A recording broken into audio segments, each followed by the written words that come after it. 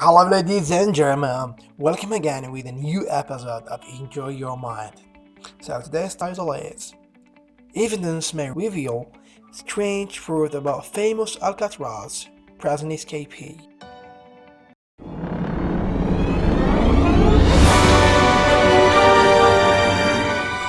As always, before you start, like this video, subscribe, and share it with your friends. From the moment the Alcatraz Federal Penitentiary opened its doors in 1935, 34, 30s, bragged that it was unescapable.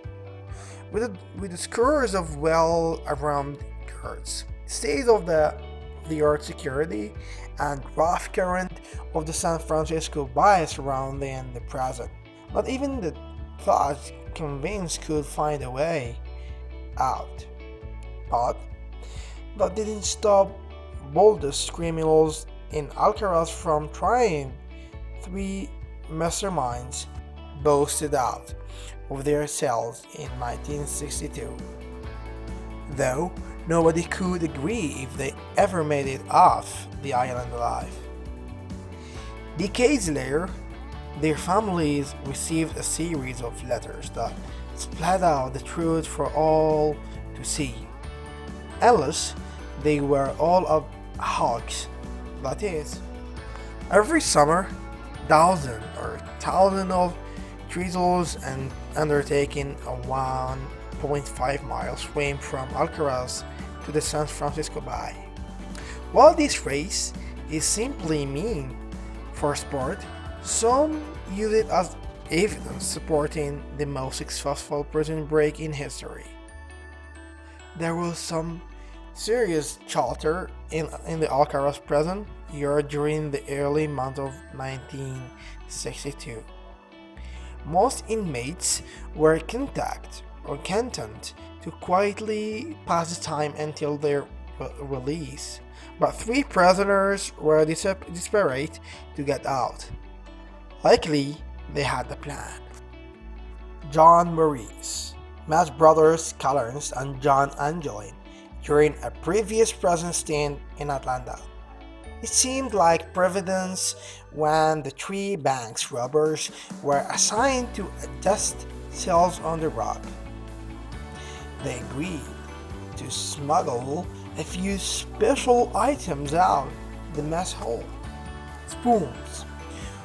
On their own, these insults wouldn't do much good for tolling, but a bit of sharpening turned them into handy bags that could chip away the certain wells. The count's plan would be slow, though that's just how they wanted. They heard about the so-called Battle of Alcatraz that erupted back in 1946 when a group of prisoners tried to take the jail by force. Once the guards overpowered them, this damned attempt to everyone involved shot, executed, or locked up for life. Morris and Angelins agreed that shootout would be one-way ticket to the grave. If their shames went off without a hitch, the trio would make it off the island before anybody realized they were gone. Hunched under their cell sinks, the conspirator worked to wide ventilation ducts into tunnels. Prisoners were allowed to play music at a certain hour of the day, so Maurice blazed to his accordion to cover up the excavation noise. The dig was slow going, but it gave the trio time to perfect the other parts of their plan. They collected supplies from various blocks of the prison, including a bag of hair trimmings from the barber. On the night of June 11th, the convicts made their move. They scrolled through their towels, snuck through a little used service corridor, and broke through a ventilation shaft in the roof.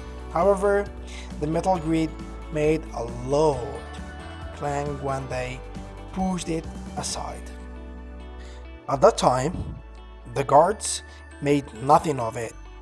All the prisoners appeared to be in their beds, thanks to the dummy heads that Maurice and the angels had contracted. It wasn't until the next morning that the guards discovered their ruse. Alcatraz officials were in frenzy as they retargeted the Escapee route, a person who helped engineer the operation. Confused that Maurice and Angel brothers contracted their rafts out of raincoat and were currently making their way to a nearby Angel Island. Alcatraz now, a museum continues to buy into the narrative. Tour guides retell the stage of the complex escape while maintaining that none of the three criminals ever made it back to the mainland. Not everyone is sure. That's it. That's for today. Thank you for watching. As always, don't forget to like it, subscribe, and share this video with your friends, and also follow us on Instagram and Facebook accounts. See you next episode. Goodbye.